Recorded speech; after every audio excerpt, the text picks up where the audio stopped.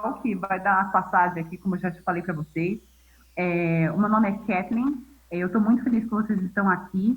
É, eu não sei se já falaram com você, né? Mas assim, eu sou formada em comunicação e aí hoje em dia eu gosto muito de estudar a história da arte, principalmente porque eu sempre fiquei inquieta assim, com a história da arte, porque eu sempre gostei muito da arte, mas eu sempre achei meio assim, mas tá faltando umas coisas ali, sabe? Que é tipo, tinha muita coisa da Europa e faltava umas partes ali dos outros continentes, né? Do planeta Terra. E aí, por conta disso, que eu comecei, de fato, a aprofundar na história da arte. E aí, vou pedir de verdade para vocês, sempre que vocês quiserem interromper, se vocês quiserem comentar, eu acho que é muito legal quando a gente faz uma aula onde a gente tem diálogo, sabe? Onde não fica só falando sozinho, ainda mais agora que a gente está nesse momento pandêmico, né? Muito louco, que estamos meio que isolados e ao mesmo tempo conectados. Então, quanto mais a gente sentir isso, que nós estamos juntos aqui, como se estivesse uma sala de aula, eu acho que é mais legal. Então, a gente está juntos aqui numa sala de aula, estamos aqui todos, então, por favor, participem sempre que vocês quiserem, tá? Eu vou compartilhar a tela e eu vou deixar de ver o chat, o que é muito triste. Então, se vocês quiserem, assim, às vezes, abrir o microfone, ou então o nick comentário que está rolando, eu vou amar escutar, tá? Então, por favor, vamos juntos. E juntas. Espera aí que eu vou compartilhar minha tela aqui.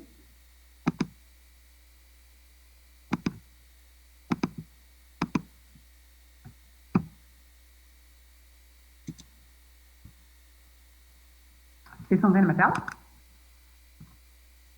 Sim. Então, vamos lá, é isso. Eu Dá queria pra ver. agradecer por vocês estarem aqui.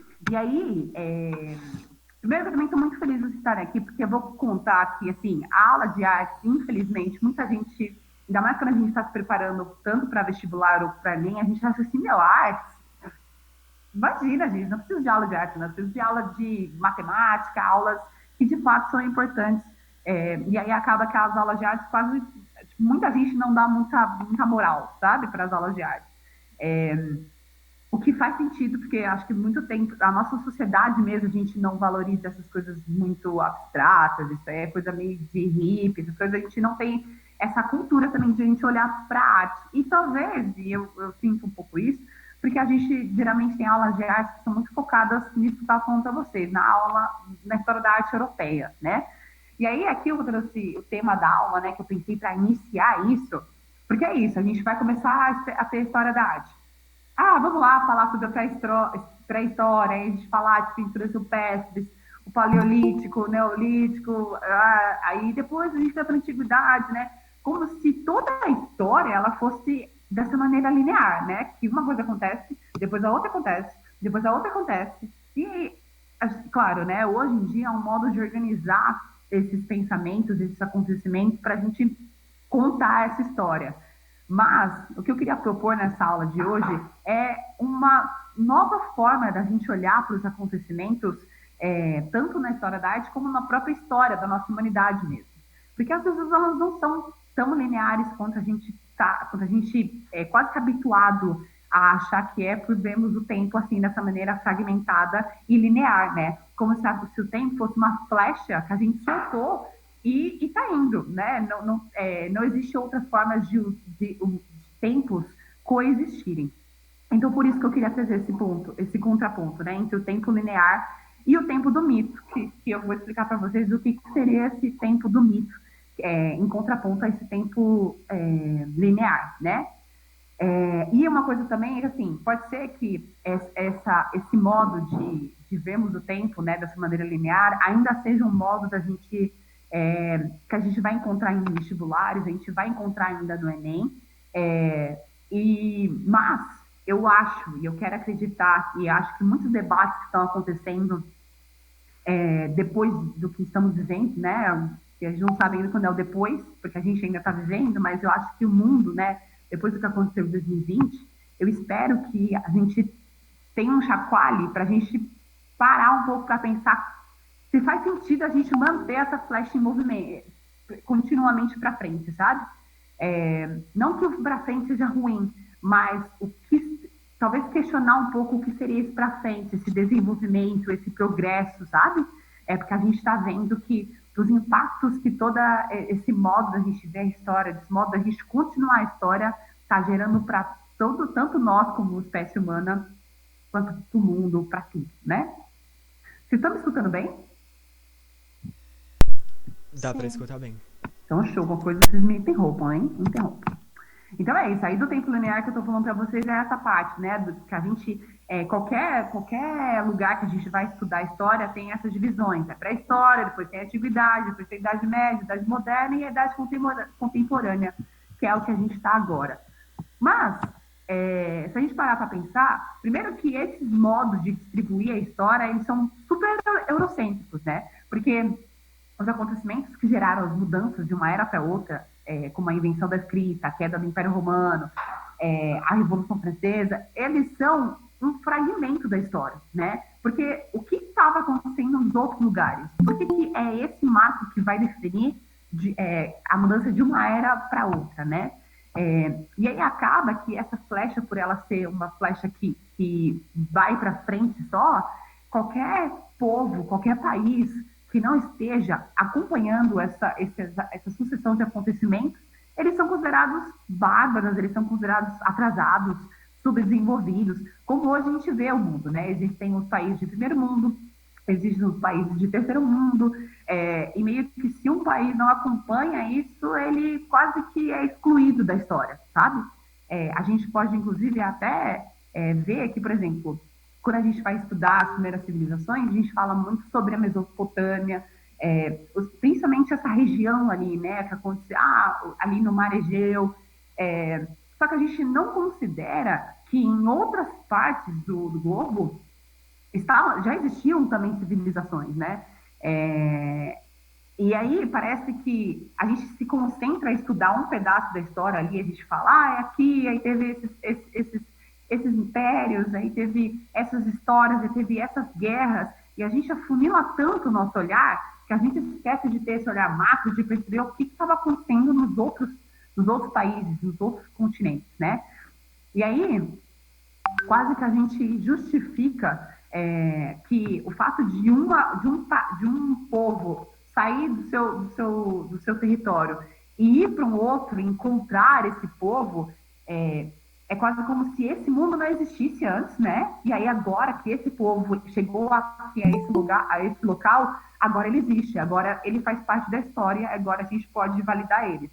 E isso quase que justifica, sabe? Quase que banaliza o fato de que, às vezes, um encontro de um povo com o outro ignora que esse povo já existia, já tinha uma cultura, já tinha um modo de existir, e não é porque a gente não estuda eles, né, que eles não existiam, né? Inclusive, a gente não pode... Existem diversos estudos, a gente não tem ainda uma comprovação para falar assim, olha, esses foram os primeiros povos e a gente tem certeza que nenhum outro lugar existia. Porque a gente nunca vai ter uma certeza. Porque daqui a pouco pode existir um estudo que vai falar, a gente descobriu aqui que na Austrália, há 5 bilhões de anos, sei lá, tinham seres humanos. E eles são os primeiros, e isso nunca vai ter um fim.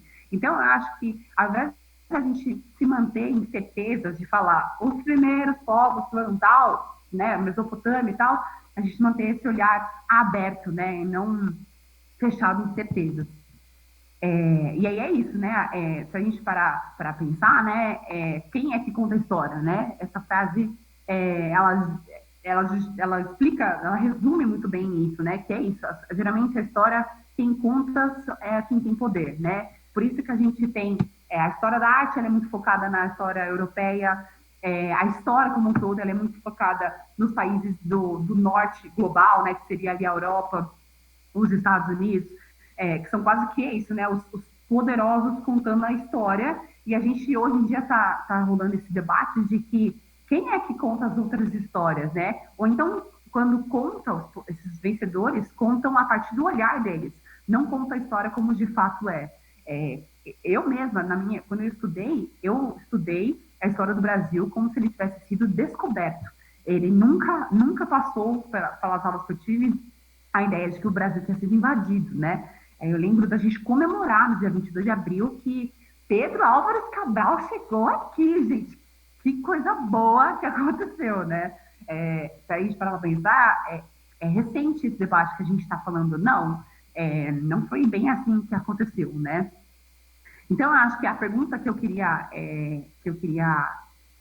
germinar aqui, conforme a gente está falando isso, se existe, se a história, né, seguiu essa cronologia de pré-história, antiguidade e tal, e tecnicamente todos nós, o planeta inteiro, está passando por essas eras, e por isso que a gente estuda a história assim, o povo que não estiver seguindo isso, ele é considerado atrasado, ele é considerado bárbaro, primitivo. Por quê, né?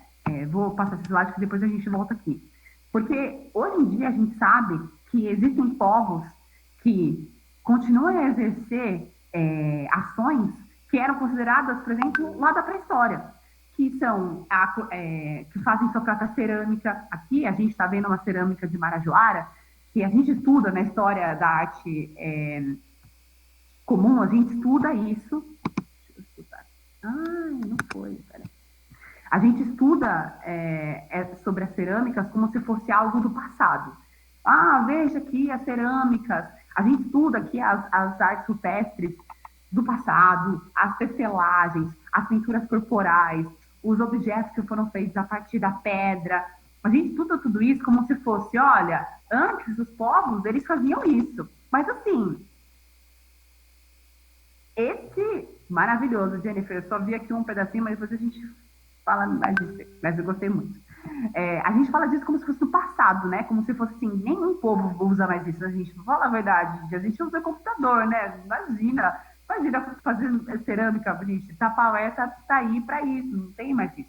E a gente ignora que existem povos que até hoje eles vivem disso. E eles não são primitivos, bárbaros ou atrasados porque eles vivem assim, né? Eles pelo contrário, né? Eles, na verdade, eles conseguem mostrar pra gente que é possível, por exemplo, como o comentário que a Jennifer fez, de que é possível eles exercerem as suas tradições, eles fazerem as suas pinturas corporais, as suas tecelagens, e ainda terem computadores, e ainda produzirem suas comunicações a partir dos meios tecnológicos, sem, de fato, jogar isso fora como se isso fosse algo atrasado e a tecnologia que hoje em dia a gente usa fosse algo que representasse o progresso, sabe? Então, o que eu queria trazer é isso, assim, por exemplo, aqui os povos, diversos povos da África, os povos aqui do Tibete, aqui também, que são, se a gente parar para pensar assim, basicamente, não dá para generalizar tudo, né, mas o sul, existem pensadores, né, que hoje em dia dividem o mundo mais ou menos assim como o norte e o sul, porque acaba que quase tem uma diferença bem forte e bem nítida que a gente pode ver entre os países que são considerados desenvolvidos, né, no norte, e os países subdesenvolvidos que estão no sul. Aí a gente vê América do Sul, América Latina, os países da África, os países ali da Ásia, né? E aí esses povos, né, que continuam a viver a partir das suas culturas, a partir desses seus costumes que a gente associa ainda a essa pré-história, né? Eles são quase que desvalidados, eles são quase que invisíveis, né? Invisíveis. Aqui os povos do Andes, né? Os povos andinos. Esse aqui que eu acho muito interessante, que é um povo chamado Ainu. Eu não sei se pronuncia exatamente assim, mas são os povos indígenas do Japão, que inclusive eu descobri por conta de um texto da Ailton Krenak, que ele fala que esses povos eles demoraram 800 anos para serem validados, para a existência deles serem validadas. E aí o Krenak, o Ailton, né, até brinca falando o que são 500 anos. Que, claro, né, ele está sendo debochado, porque é um absurdo tudo isso, né? Mas eu achei muito interessante isso, que hoje em dia eles estão sendo, hoje em dia eles são reconhecidos e vistos no Japão, né? E é quase que dá até uma coisa, né? Você pensar, caramba, povos indígenas no Japão. E quantos povos será que não existem e a gente não sabe por considerar eles como pessoas fora da história, né? E aí, só queria fazer uma pincelada só, que tem a ver com isso que a gente já foi passado aqui, né? Que quando a gente não valida, ou então quando a gente tem esse pensamento como pensamento dominante, de que existe uma linha do tempo e se você não chegar, estiver aqui acompanhando, você é atrasado. E aí, se a gente foca que existe um povo e os outros não existiram, eles só existem a partir do momento que esse povo encontrou esse, a gente justifica essa colonização. É, e a gente sabe que foi algo que realmente aconteceu, né? Um povo que chegou e acabou impondo a sua cultura em cima do outro, né? Vocês querem fazer algum comentário até aqui? É interessante que até onde eu vejo o jeito em que a história geralmente é contada nos livros me parece muito ou focado na Europa ou focado na América do Norte. Exato, exato. E é isso, né? Quem é que conta essa história, né? Quem foi que contou pra gente, né? Será que se a gente, por exemplo, hoje em dia a gente está vendo que, por exemplo, as pessoas negras, as pessoas indígenas estão conseguindo, estão falando agora, do tipo, olha, não é bem assim, a história não é só isso, tem essa parte aqui, tem isso, isso, né? E será que se a história não fosse contada desde o início por elas, se as nossas escolas, os nossos livros não fossem escritos, se todo o nosso mundo não tivesse essa diversidade de participação, será que não aconteceria essa multiplicidade de olhares também, né? A gente não teria outras narrativas a não ser essa eurocêntrica ou norte-americana, né? A própria nossa cultura, né? Quantos filmes a gente assiste, por exemplo, de um país, tipo, australianos, assim, super, então, vou assistir um filme australiano. Não chega a ter nós, né? Só chega meio que filmes da indústria americana, por exemplo. É, e se você assiste um filme australiano é porque você curte, um filme estranho aí. E não devia, porque são culturas, são povos que estão existindo nesse mesmo momento que nós estamos agora, em 2021. Eles não estão na pré-história, eles não estão em outro momento da história, né? E aí, que vocês, inclusive, eu estou vendo aqui que está falando, que falaram aqui no chat também, é isso, né? Eu queria trazer todo esse debate para a nossa primeira aula, porque hoje em dia eu acho que não faz mais sentido a gente começar falando sobre isso. Vamos estudar agora o Paleolítico, aí o Neolítico, aí aconteceu isso. Aí veja aqui essas pinturas rupestres, veja aqui, porque seria quase como desvalidando a existência de pinturas rupestres que são feitas hoje em dia. Aqui eu acabei colocando o texto em cima, peço desculpa a vocês, mas existe uma pedra ali perto do Parque do Xingu que tem gravuras rupestres, inclusive é um símbolo de extremo valor para esses povos, que infelizmente, inclusive, foi depredada a esses tempos, em 2018 ou 19, se eu não me engano. E aí, como que é 2019 ou 2018 que existe uma pedra com pinturas e gravuras rupestres? Não está na pré-história. Como que eu conto a história dessa maneira linear, sendo que existem povos que hoje em dia valorizam essas pinturas e elas não são consideradas atrasadas ou do passado, né? As próprias cerâmicas, né, indígenas existem até hoje. Até mesmo aqui, por exemplo, um arco e flecha. Parece que é algo que, nossa, veja aqui, pessoal, vamos estudar aqui as peças, né, que foram construídas dos povos do início das primeiras civilizações. Quando, na verdade, é um instrumento que é utilizado, muito valorizado até os dias de hoje, né?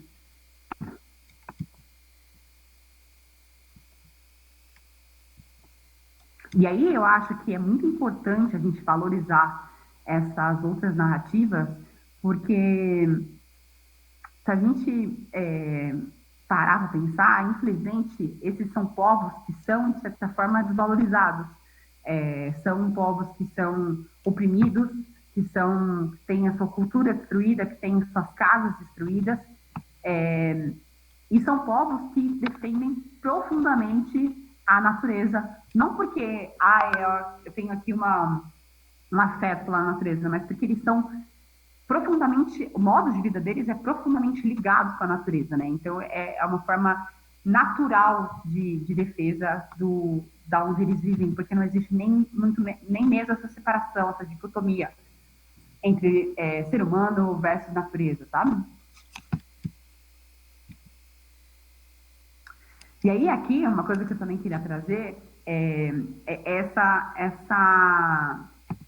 aqui a prof deu uma errada aqui é pré-história, tá, gente? Peço desculpas a vocês que vocês fizeram errado. Mas o que eu queria colocar aqui é que essa parte aqui da pré-história, né, que aqui eu trouxe essa imagem, que é considerada dentro desse modo linear que a gente está falando, como a primeira cidade, né, que ficava na Anatólia, que é a atual Turquia. E aí é o começo, né, das populações que começaram a fazer sociedades, porque não precisavam mais se locomoverem, né, elas não precisavam mais ser nômades, então elas moravam perto de rios, elas moravam perto de montanhas, porque tinha o extrativismo para fazer alguns utensílios, né? Aí começou a estratificação de bronze, de cobre, bronze, ferro, e aí nessa maneira linear a gente vai lembrar que a história é dividida entre a era do bronze, a era do cobre, a era do ferro, né? Como também, aí, de novo, aí linear, aí vai. Se você não acompanhou, você perdeu o bonde aqui, ó, o trem do progresso, sabe?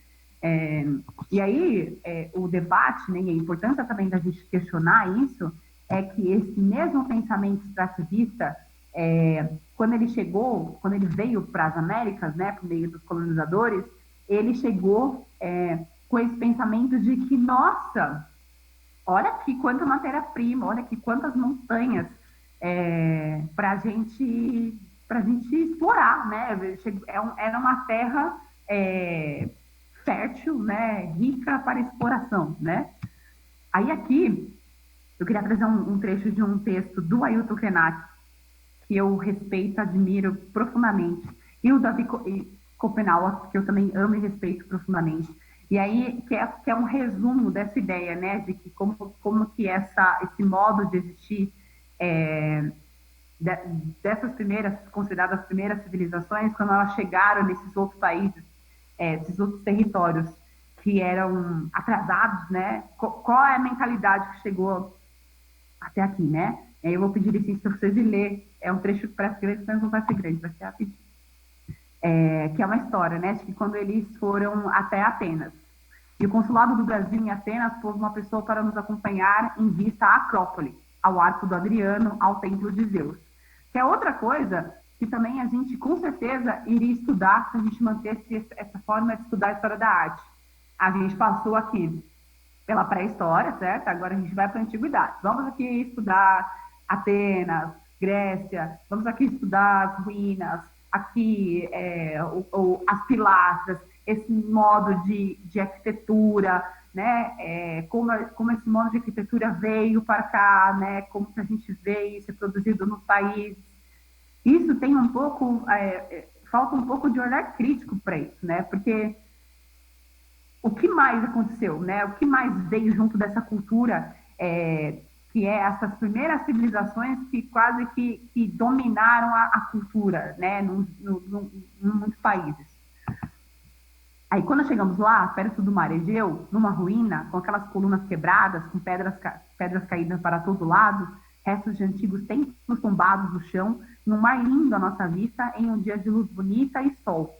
Paramos ali e a nossa acompanhante do consulado brasileiro ficou junto com a gente contemplando a paisagem. Então ela perguntou para mim e para o Davi: o que vocês acharam desse lugar? Vocês gostaram do passeio? Eu fiquei num vazio, assim, pensando no que eu ia responder. O Davi me antecipou um pouquinho e disse, aí essa parte: eu gostei de vir aqui, porque agora eu sei de onde saíram os garimpeiros que vão destruir a minha floresta. Fuçar a minha floresta como se ela fosse pó. O pensamento deles está aqui. Eles fizeram isso aqui e foram fazer o mesmo lá onde eu vivo. Eles reviram a terra, eles quebram tudo.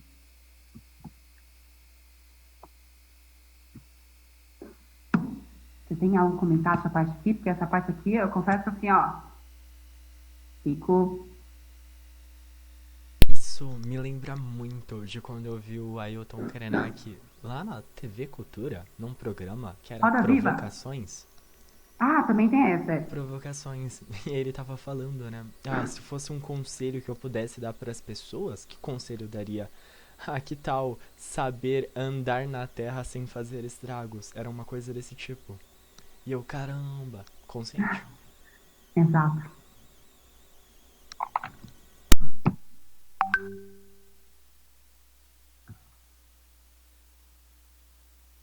Eu vi que tem um comentário aí no chat, mas eu não consigo ver.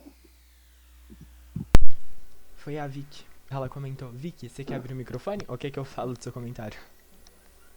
Pode falar, por favor? Ué, Você já abriu agora, Vic? Fala aqui comigo. Fala conosco, né? Ah, tá bom. É que eu só tinha comentado que esse dia aí que o Jailson comentou que ele assistiu na TV Cultura, né? Foi um trabalho que o Júlio tinha passado pra gente assistir. Ah, que legal. E você viu também? O que você achou? Olha, eu vi, mas eu não me recordo muito, porque assim, depois dessa pandemia aí, depois não, que a gente ainda tá, mas depois do começo da pandemia, a minha mente, tipo, tá bem estragadinha, tô bem esquecida. Sim, não, e a gente tem consumido também tanta coisa, né? Que às vezes a gente não sabe mais de onde vem tanta coisa. Assim, tipo, você sabe que você viu, mas você não sabe dizer o que direito, porque é muita coisa que a gente está vendo, né? Exatamente.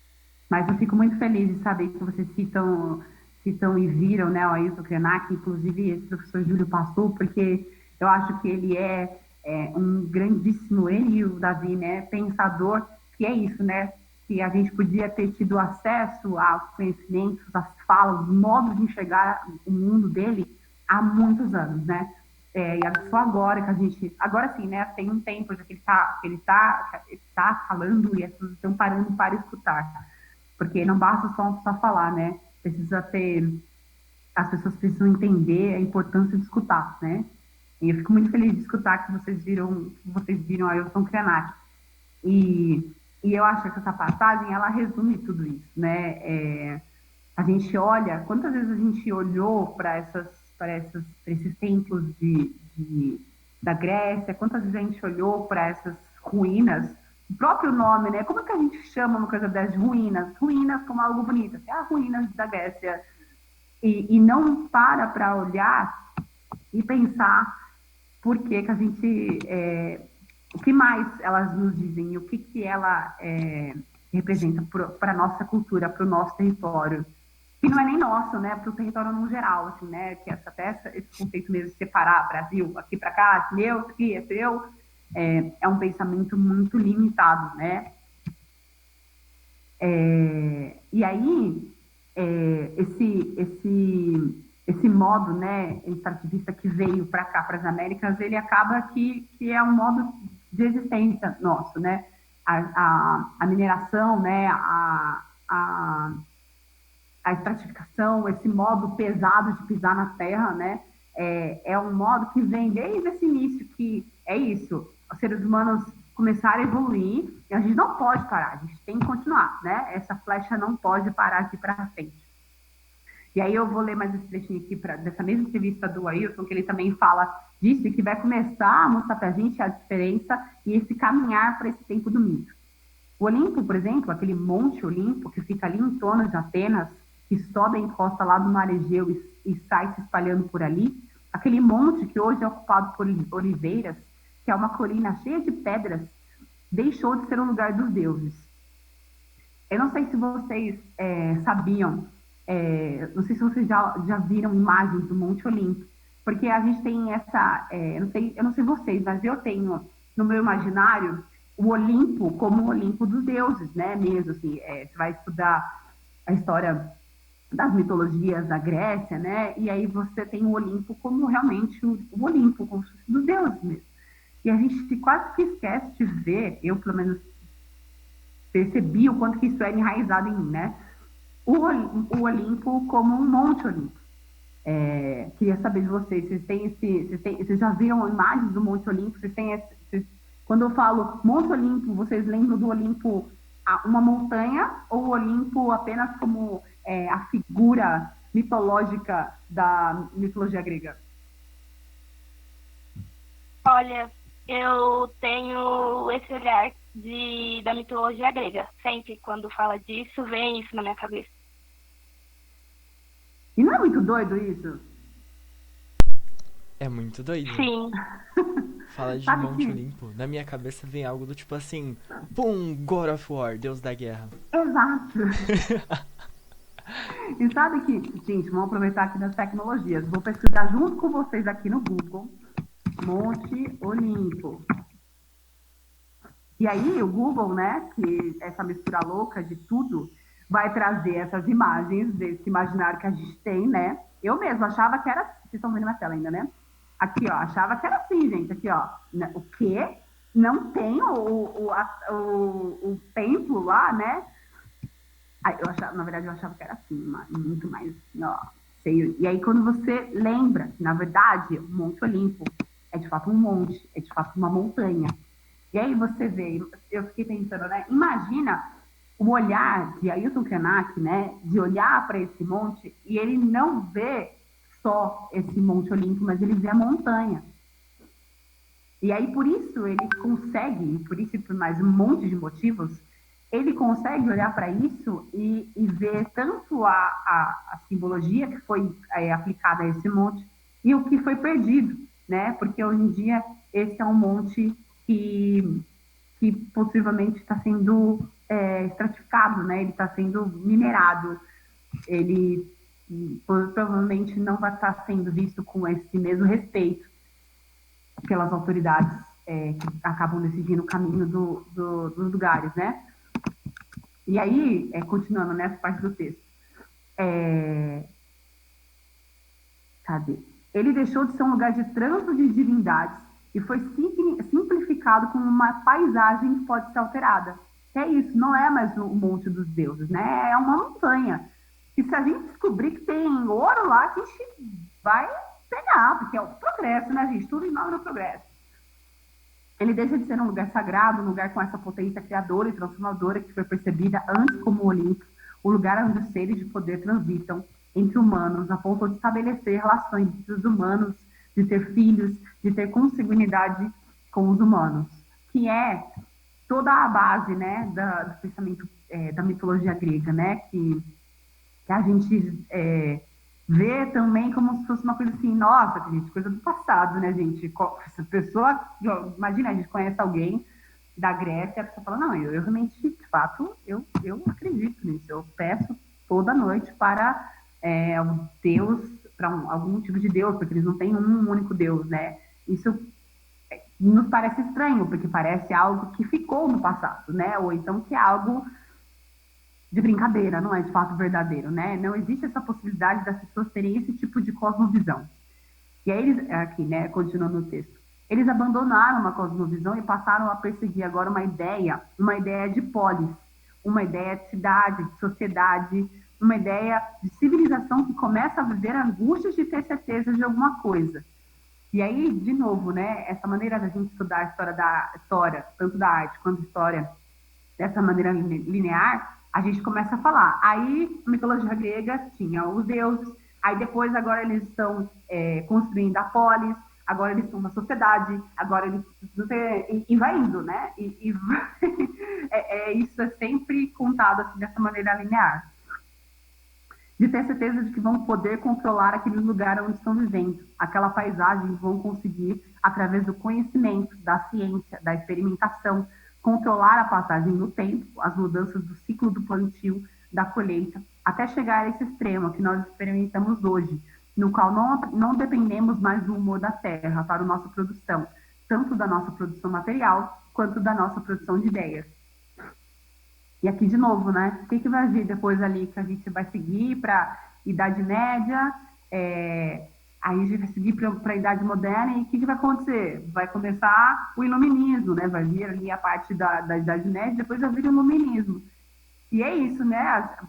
Continua aqui. E esse Iluminismo que vai trazer esse nosso controle, né? Que é a continuidade dos primeiros seres humanos lá atrás, que começaram a dominar a natureza, que agora eles podiam contar e eles dominavam a natureza, né, as plantas, os animais, e agora eles guerreiam, sei se estiver, mas eles agora fazem guerra, e agora agora eles controlam, agora estão em ciência, eles controlam tudo, né? Olha como é evoluído esses seres, né, gente? Quem não tá junto aqui, olha, como assim? Você olha para o céu para saber se vai chover? Não precisa, você é meio atrasado, né? Então, como esse pensamento, ele vai separando as pessoas entre quem está no progresso e quem está lá no atrasado, né? A gente está lá atrás. E aí, né, esse pensamento chega aqui onde a gente está, né? Que são essas imagens que são de territórios de mineração aqui no Brasil, que é aqueles mesmos seres humanos, aquele mesmo pensamento, na verdade, né? De seres humanos que moravam perto de montanhas para pegar pedaços delas, como se elas fossem ali apenas recursos, né? Para construir utensílios, para construir, que aí foi evoluindo, utensílios, agora vai ser muralhas, agora vão ser guerras, agora a gente vai precisar de muito mais coisa, que agora a gente vai invadir aquele território, a gente precisa de muito mais armas, então vamos continuar, e vai indo. E como diz uma frase que eu não sei quem fala, na verdade não é uma frase, é um fato, que minério só dá uma vez, né? Minério não é uma plantação, né, que você vai lá e planta de novo. Então, essas escavações, né, esses buracos, esse aprofundamento, né, dessa mineração, ela é um pensamento que se perpetua, é a ação de um pensamento que se perpetua de muito tempo, né, e que chega a imagens como essa.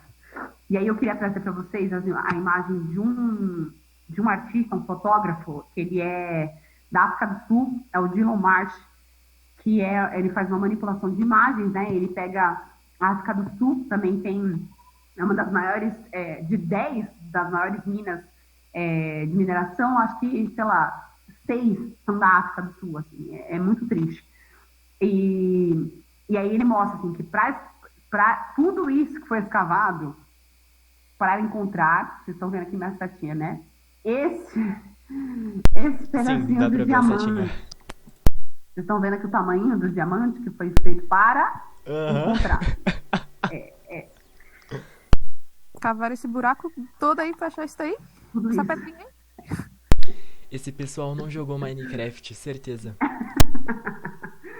Olha, a gente precisa, inclusive, desse imaginário do Minecraft, porque a gente precisa construir com cuidado, né? Mas a gente só destrói. Não constrói, mas só destrói, né?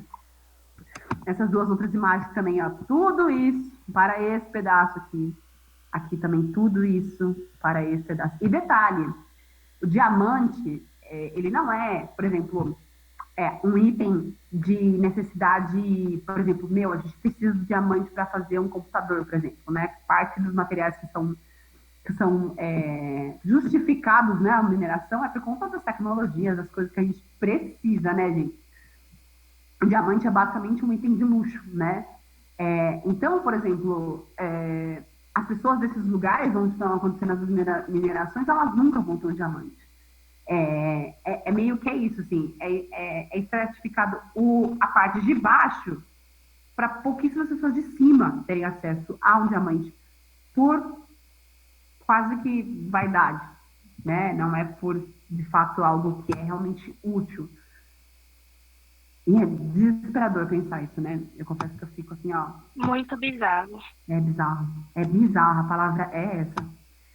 Aí também tem esse fotógrafo, né? Que é um fotógrafo brasileiro, não sei se vocês conhecem, que é o Sebastião Salgado. Ele também tem um longo trabalho de fotografia, né? Quase que uma denúncia. E é muito louco, gente, isso aqui, porque parece um formigueiro, né? Essa imagem. E é uma coleção de imagens que ele fez teve uma época aqui, né? Tem até um filme, acho que se chama Serra Pelada, inclusive, que foi quando teve o boom, assim, da mineração em Minas Gerais, e aí diversos, milhares de pessoas iam para essas minas em busca de ouro, né? Em busca de pedras preciosas. E aí ele tirou essa foto de como de fato era. E era isso. Vocês imaginam isso, gente? Aí tem essa imagem, tem mais essa aqui. E, infelizmente, né, Aqui eu acho essa imagem particularmente muito simbólica, porque tem esse homem branco, que deve ser um homem, o gerente, né, o chefe, o patrão, e a maioria dessas pessoas que provavelmente são pessoas que vieram desse histórico, né, do nosso país, infelizmente colonizado. Então são pessoas provavelmente negras, indígenas, todas as pessoas que foram empurradas para a periferia, né?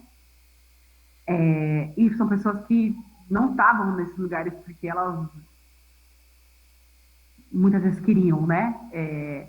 Mas por uma oportunidade mesmo, porque muitas pessoas era uma oportunidade única, né? De você ficar rico com uma pedra. A gente está até vendo, tá? Não sei se está passando ainda a novela lá, o Império.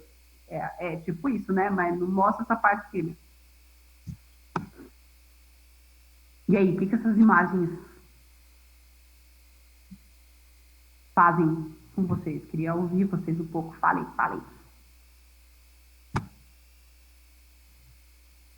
Então, desculpa o barulho, é que a televisão tá ligada no quarto. Imagina, tá tranquila. Dá pra ver. As imagens que ela passam, eu não sei se alguém lembra, mas a professora Elaine levou a gente na Fábrica de Cultura, né? E lá teve uma exposição das obras dele, lá do Sebastião Salgado, foi bem interessante. E a característica das obras deles é que ele sempre retrata muito as coisas, não é de uma forma triste, mas de uma forma mais realista. E ele sempre pega causas sociais, e essa é uma causa social muito forte.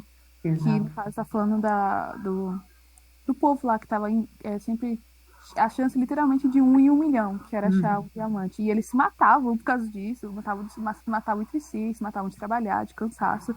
Então eu acho que é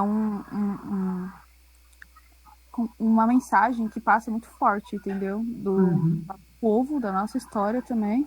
E o que a gente está refletindo até hoje, né? Porque até hoje ainda somos 1 em 1 milhão.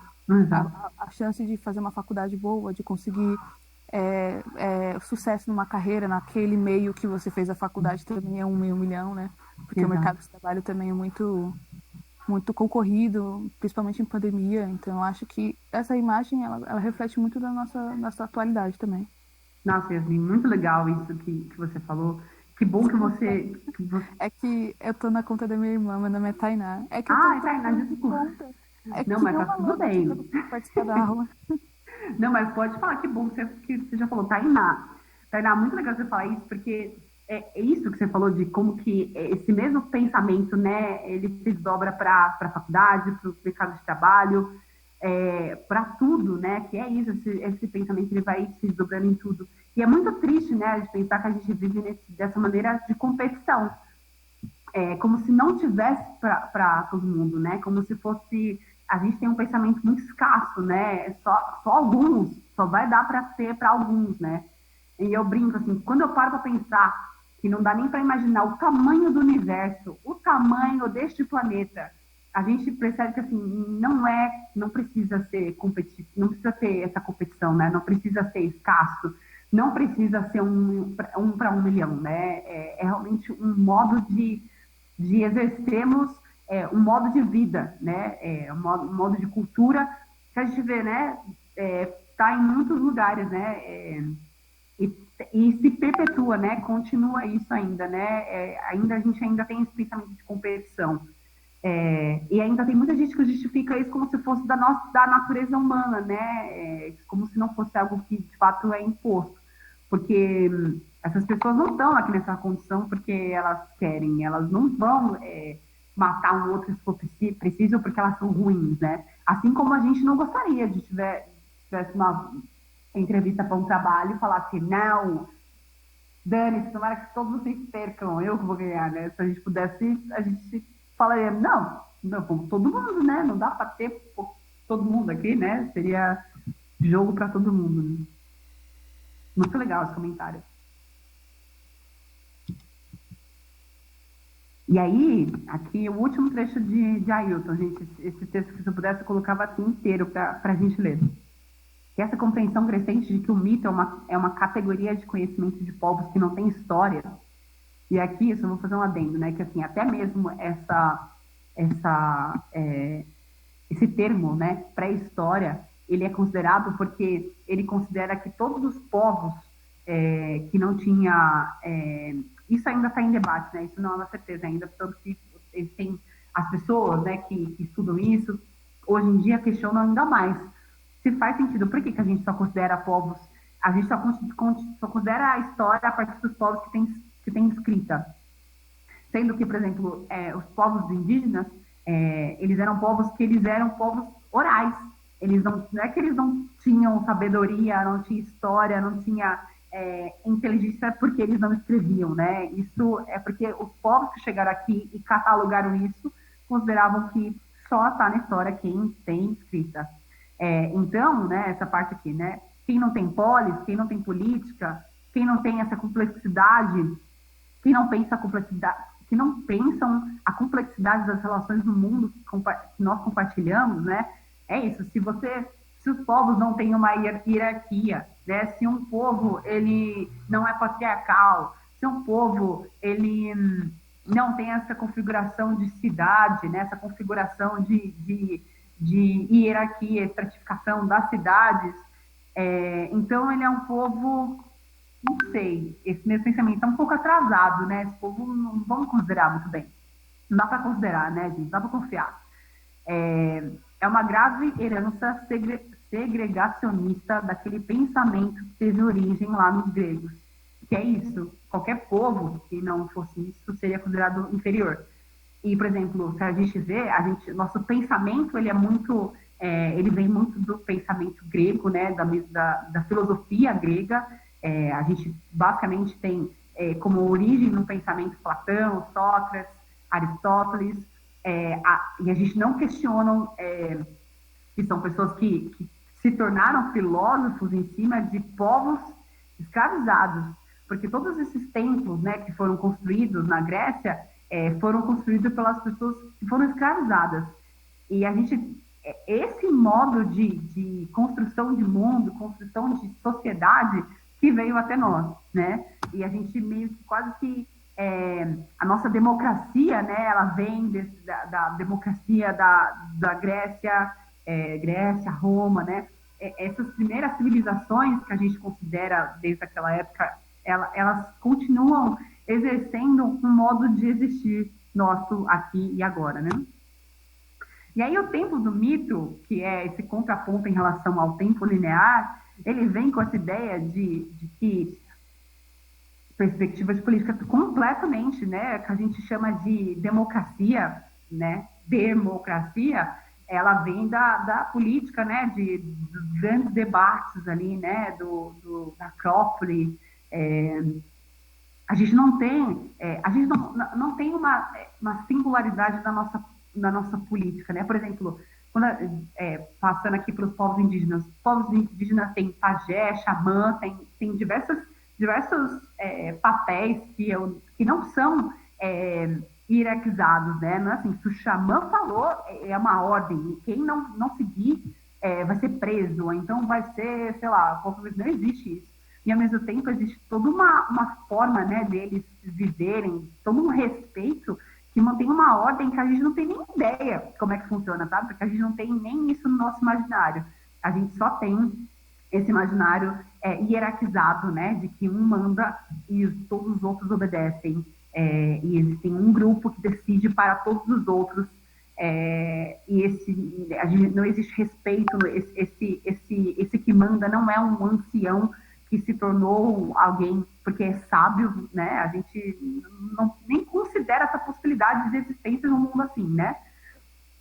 E esse início, nessa primeira aula que eu queria trazer para a gente, né, de falar sobre isso da história da arte, que além da gente debater sobre isso, questionar se faz sentido esse modo linear da gente contar a história, para a gente também quase que possibilitar em nós, germinar em nós, como se fosse uma semente que a gente pudesse colocar em nós e pensar, será que existiria outras formas da gente existir, da gente se organizar, da gente viver, tipo, na política, tipo, nas nossas construções, sabe?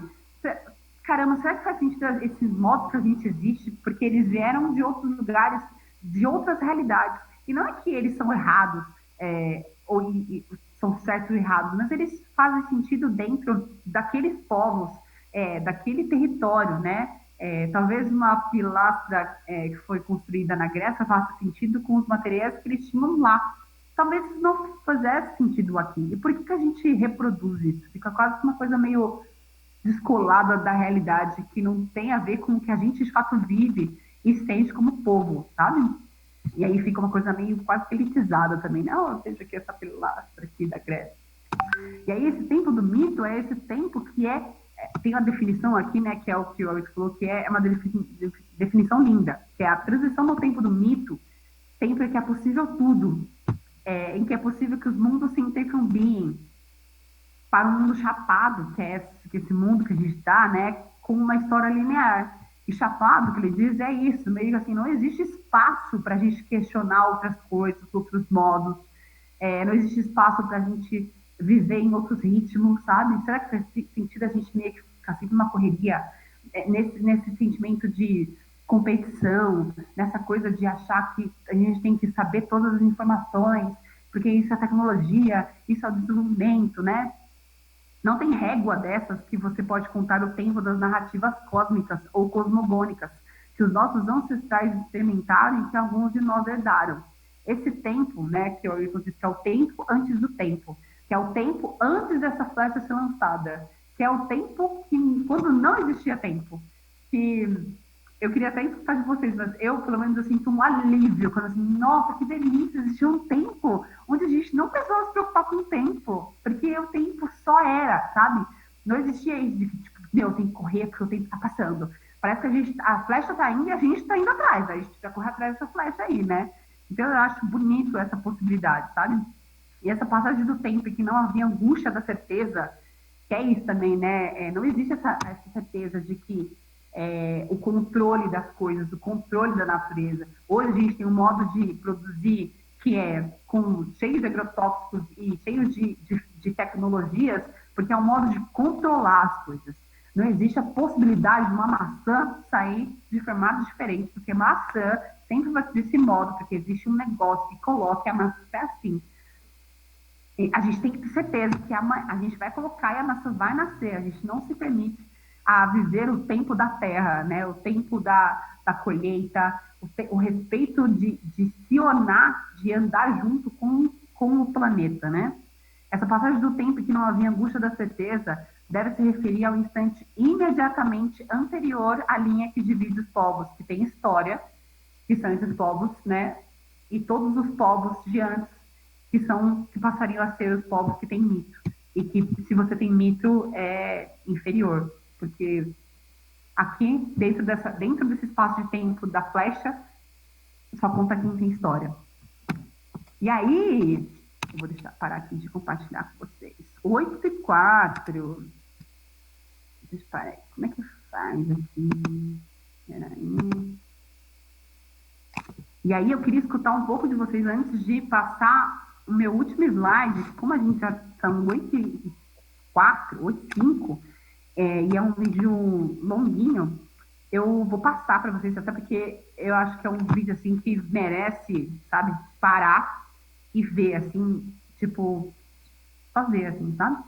E aí eu vou passar o link para vocês, aí vocês vejam, e eu peço que vocês, obviamente, decidam se vocês querem ver ou não, mas eu recomendo muitíssimo, porque é um dos vídeos mais lindos que eu já vi em toda a minha vida, e que esse modo, a gente aqui falou sobre a definição do termo, né, que não é definição também, porque não é tão certo assim, né, a definição desse tempo do mito, mas esse vídeo é um modo de demonstrar como seria esse tempo do mito, que é um tempo que é cheio de narrativas, que não tem uma história única, né, e que tem essa possibilidade de diversos mundos, povos e culturas coexistirem, sem que um mundo, um território, uma população se imponha para as outras e seja considerada certa, enquanto as outras não são certas, porque não são muito viajadas. E agora eu queria ouvir vocês, falei loucamente, hein? Seria, então, como uma sociedade meio que utópica, seria... Exato, mas aí, utópica, tem inclusive um livro muito legal do Darcy Ribeiro, chamado Utopia Selvagem, que fala sobre isso, né? Sobre como seria um Brasil utopicamente perfeito. Mas o legal é que a utopia, ela talvez nunca vá se concretizar, ela sempre vai ser só um horizonte para que a gente vá em direção a ela, porque perfeito também não é algo estático, né? Tem uma definição da Bell Hooks que ela fala que perfeito não é algo estático, é algo que constantemente se perfaz, né? Perfeito, e então é uma constante.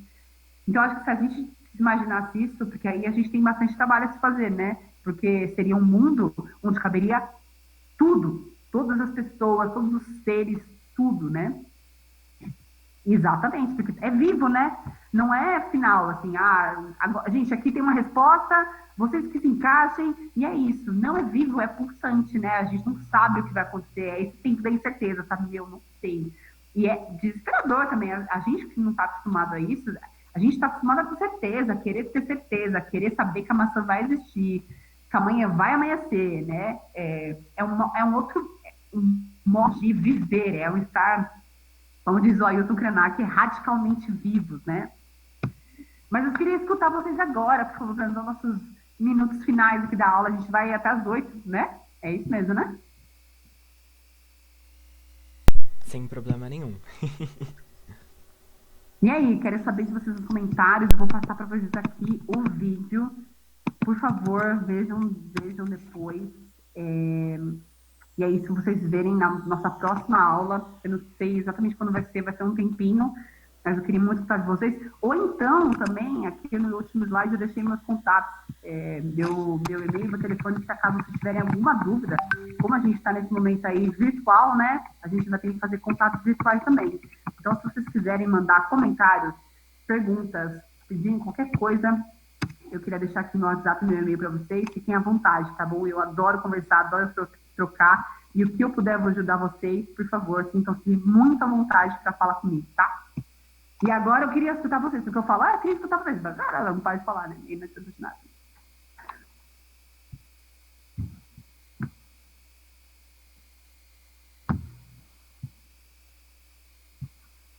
Então, né, um resumo bem resumidinho, assim, da aula toda seria, que não é meio um comentário, né, seria bem um resumo da aula. Que eu ia pedir pra você falar, tipo, um resumo bem por cima, porque eu peguei bem o final da aula, assim, e eu só consegui pegar isso. Que foi o comentário lá do Sebastião, das obras dele, por cima, e do Ailton Krenak, que eu já conhecia ele, que o professor também já passou um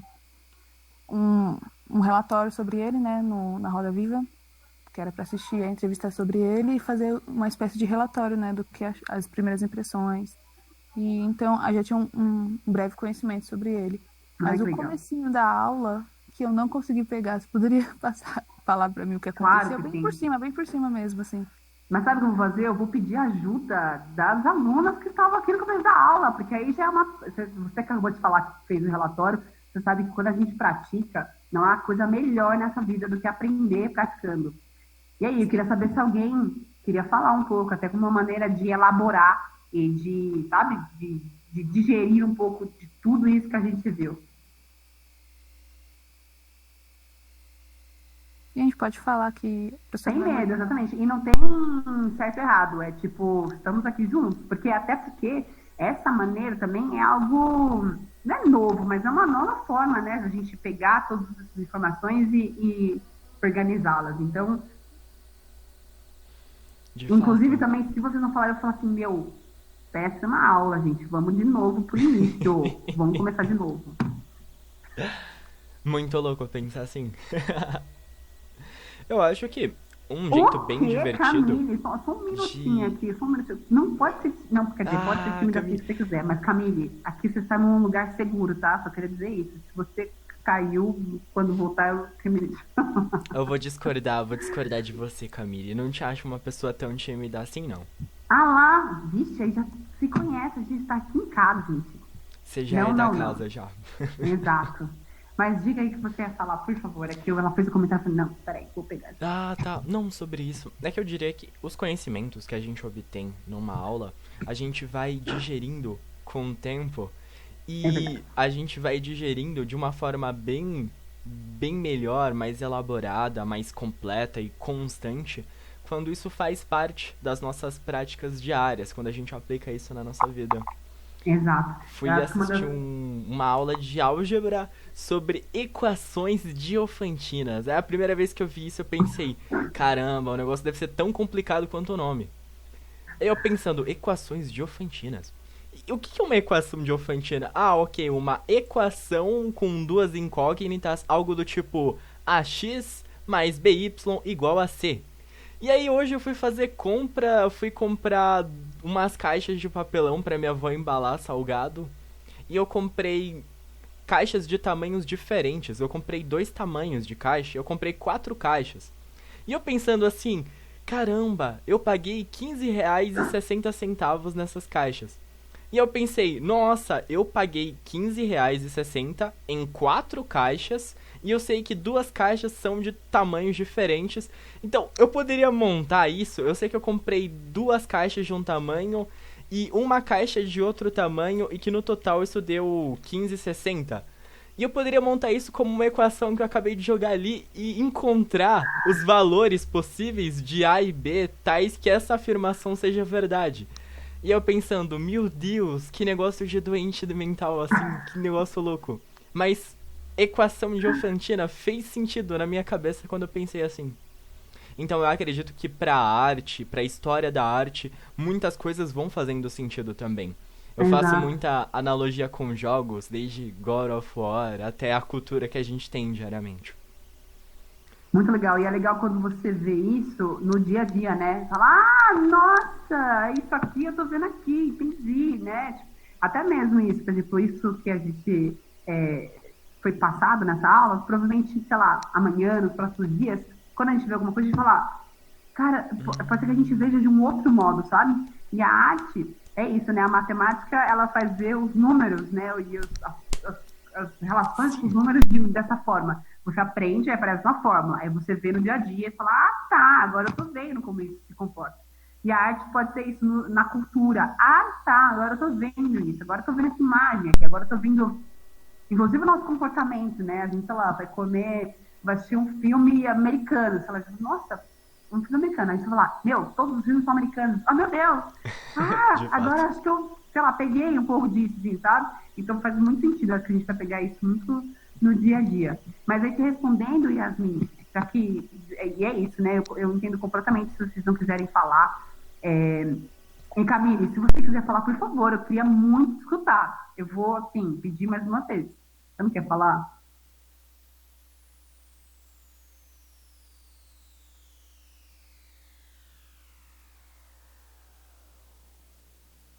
Não, então tá bom, então tá bom, tudo bem. A gente vai, vamos juntos aqui, vocês podem falar quando vocês quiserem, mas eu não quero forçar vocês não, tá? Mas, Yasmin, te respondendo, eu trouxe no tema da aula a diferença entre o tempo linear e o tempo do mito. E o tempo linear sendo esse modo como a gente aprendeu e vem aprendendo a história, tanto a história quanto a história da arte. Falando que o mundo que se separava entre a pré-história, a antiguidade, idade média, idade moderna e assim por diante, né? Como se isso fosse um modo, como se o mundo inteiro se dividisse. E toda a história, todos os movimentos artísticos, todos os acontecimentos da história, eles fossem encaixados dessa maneira linear. Como se todos os povos, todos os modos de existir que não seguissem esse modo, né, de contar o tempo, eles fossem considerados do passado, né, parados no tempo, assim, como se eles fossem considerados primitivos, bárbaros, né? Essa separação entre civilizados e primitivos, desenvolvidos e subdesenvolvidos ou em desenvolvimento, né?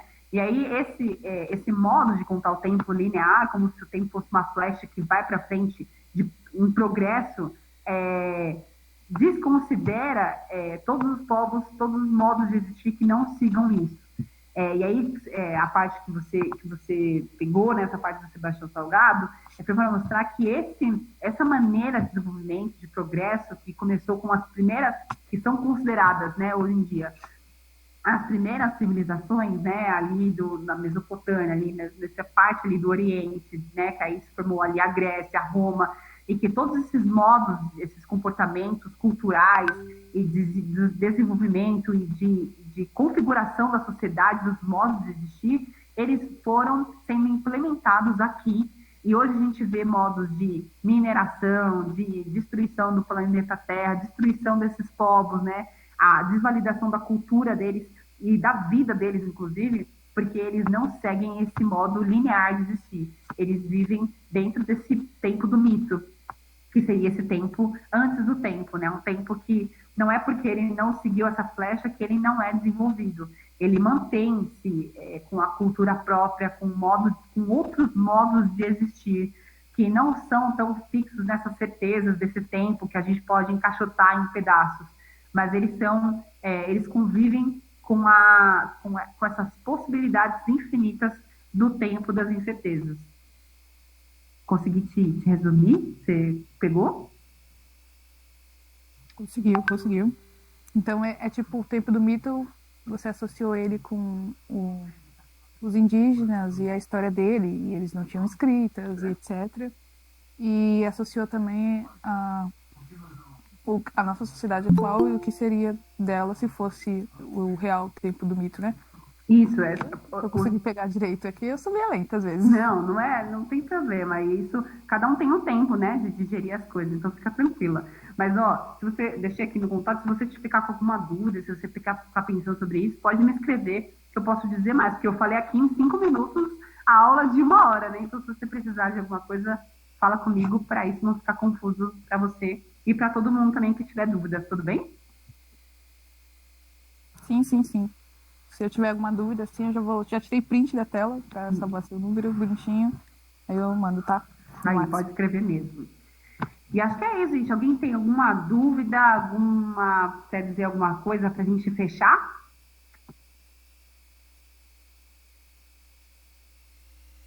Bom, acredito que nada melhor para fechar essa aula do que um agradecimento. Muito obrigado pelo seu tempo, pela sua disponibilidade e pelos conhecimentos que você trocou com a gente. A galera fica muito agradecida. Eu agradeço também vocês estarem aqui, 7 horas da noite, vocês estarem aqui. Saiba que vocês estarem estudando, assim, estarem dedicando a isso é incrível, assim. Então, se eu puder ajudar, de verdade, conta comigo mesmo, estamos juntos. Fico muito feliz de vocês estarem aqui e, de verdade, pode me acionar e espero muito ver vocês na próxima aula.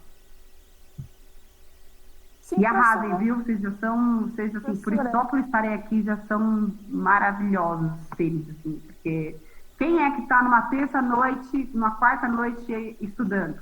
Então, assim, vocês já são incríveis. Diga, Yasmin. Quando vai ser a próxima aula? Eu não sei exatamente, porque eu sei que o cursinho ele tem um modo de separar as matérias por linhas do Enem, né? Uhum. Sim. Além disso, em categorias do tipo, olha, tal semana é a nossa semana com matérias voltadas para as matérias de humanas. Exato. Separado por áreas, né? Isso. Uhum. Áreas de conhecimento.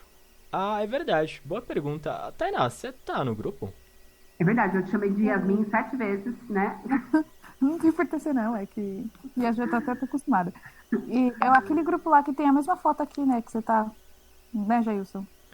Isso, é um grupo, é o hashtag CPNM-Topo. Eu acho que eu estou, é porque eu tô em tanto grupo que você não tem noção, mas eu acho que eu estou sim. Você recebeu mensagem nesse grupo hoje? Sim, foi por ele. Foi a Sarah que te mandou mensagem, eu que mandei um pinguim. Não me lembro, mas eu lembro, eu recebi um link e uma foto, então é o que conta. Tá, então tudo bem, então você tá no grupo, certo? Sim. Me coloca aí também, me chama aí também, deixa eu ficar no grupo. Vou adicionar Bota você. A professora também. Pegar seu número de telefone ali. Show. Camila, eu te agradeço muito, viu? Muito, muito obrigada. Gente, sério, eu tô muito feliz, muito obrigada mesmo. Eu espero muito ver vocês na próxima aula. E como não vai ser, não sei exatamente quando, volto a dizer, se vocês ficarem com dúvida, ou então se falarem, olha aqui, eu não concordo com isso, eu quero dizer isso, isso, isso. Eu quero, assim, ó, debates, tá bom? Então, Vai baixar a professora de sociologia aqui. Adoro, é isso. A gente só cresce com debate, só senão a gente fica. A gente tem que debater as coisas, que é bom isso, a gente se engrandece, a gente fala, não pensava isso, mas agora eu penso, gostei disso. Então, assim, se vocês não concordarem, pensarem diferente, ou inclusive quiserem falar outras coisas, fiquem à vontade mesmo, tá? Toda aula de toda história, matéria de história tem um pouco de sociologia também, então soco virtual, é bom a gente, porque não dá para bater, então a gente precisa argumentar, tem coisa mais bonita aí, ó, isso sim é uma maneira de honrar o Sócrates de Platão e galera aí que foi implantado em todos nós. Ai, fofa. É isso, gente. Muito, muito obrigada. Não deixe de ver o vídeo, por favor, porque ele é muito maravilhoso. E se vocês quiserem comentar comigo, porque assim, eu tô isso aqui, ó, vi o vídeo, fiquei, ai, meu Deus, que maravilhoso, eu queria aqui comentar. Então, se vocês quiserem comentar sobre o vídeo, tô aqui, tá bom? Porque é muito maravilhoso. Ai, Camille, tá fofa. Muito, muito obrigada. Ai, Camille, ó, assim, ó, vocês vão ter que escutar sua voz, tá? Porque, ó, aqui, ó, já se prepara aí, o seu tempo, mas eu quero muito escutar um dia, tá? Todo mundo aqui. Então é isso, gente. Muito, muito obrigada. Vão descansar, aproveitar a noite de vocês. Agradeço muito o tempo de vocês. E nos vemos na próxima aula, né?